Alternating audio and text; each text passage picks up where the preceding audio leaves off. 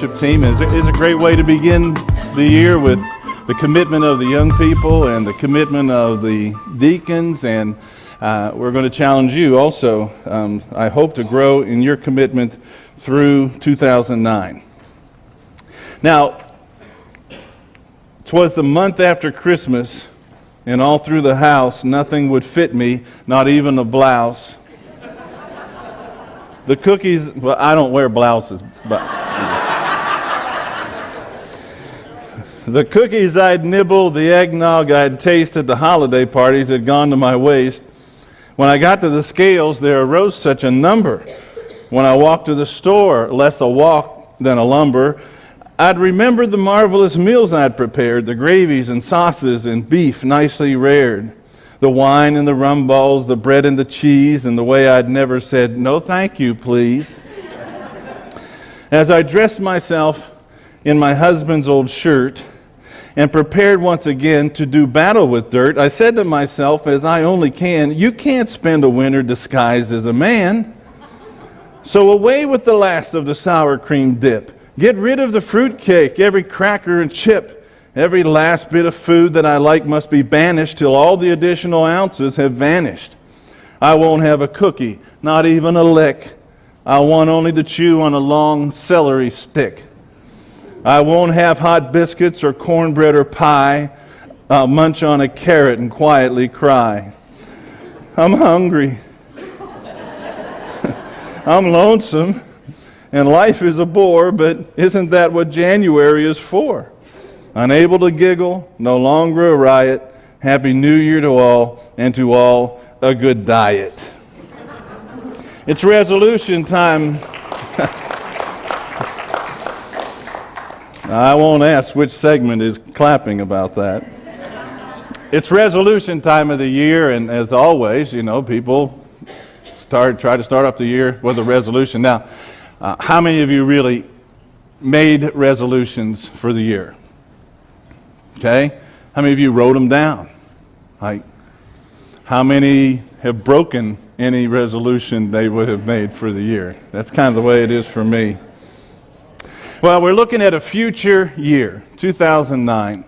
And I was watching the news one day this week, and they had a survey that they had done, Wave 3, and I didn't have time to write down every little thing, but I did catch this, that 8% made a resolution to quit smoking.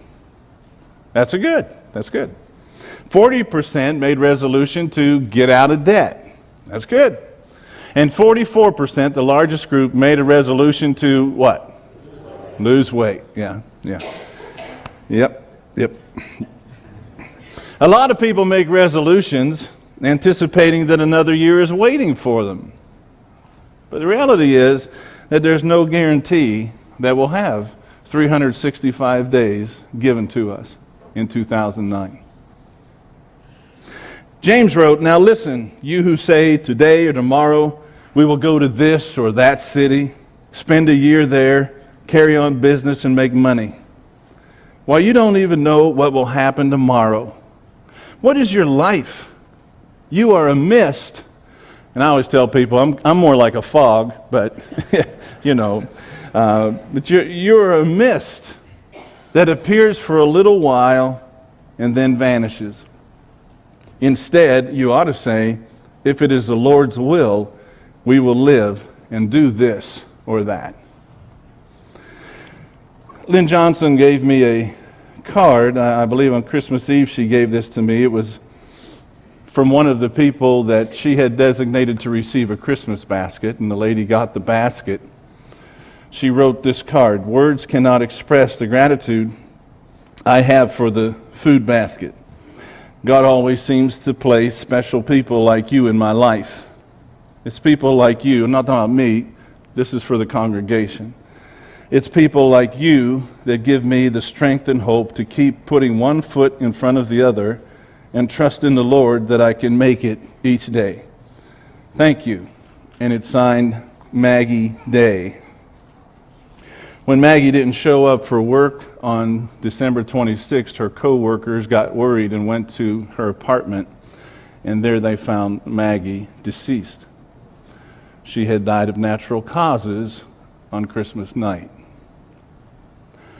We're not guaranteed that there's going to be 365 days in each of our futures. We pray that God does allow that, but we're not guaranteed. This may be a weird question, but do you have in your mind kind of like a picture for the New Year transition?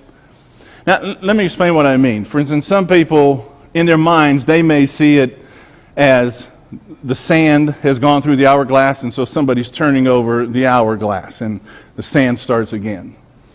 Somebody else may see it like a hand. In their mind, a hand comes and takes December 2008, takes it off the wall, and another hand comes in and places January 2009 on the wall. And so begins the new year.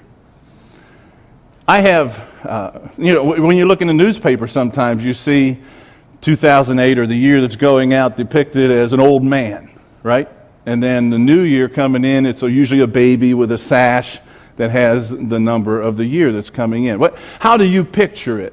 I have in my backyard bird feeders that are tubular. And so I fill up the bird feeder and the birds take the seed out of the bottom. So it eventually drains out of the bottom. And so I refill it again and that process continues. So sometimes when I see the new year beginning and an old year ending, I see it that way. Like here was 2008, and it's now been drained entirely, but I've been given a new one. It's 2009, and it's filled up to the top. But you know what? There's something wrong with that image that I have. There's something wrong with that tubular picture that I have concerning the transition from an old year into a new year. Because even though a calendar year may end, it does not mean that everything in the old is wiped away and everything begins new. You know, we have what are called rollover IRAs. We have rollover minutes. You see a lot of those pictures or commercials, on television, with the family and the rollover minutes on their cell phones. And the new year is not necessarily something that begins brand new. It's not like the old year is drained, everything's past, everything's behind us, and so we start off fresh and brand new in the new year. There are things that roll over. Maybe a better picture, you see, of this rollover idea would be like this. If you're out eating at Chick-fil-A, and I know you can't see this, I don't know, maybe I can get it on the camera, but, and you're enjoying Chick-fil-A nuggets. Yeah, good stuff. And you've about emptied the dipper, see, in one, and you can't really adequately cover your nugget with sauce. What you do is you take from the old and you drain it into the new one so that you can then continue on in your eating pleasure when you're eating at Chick-fil-A.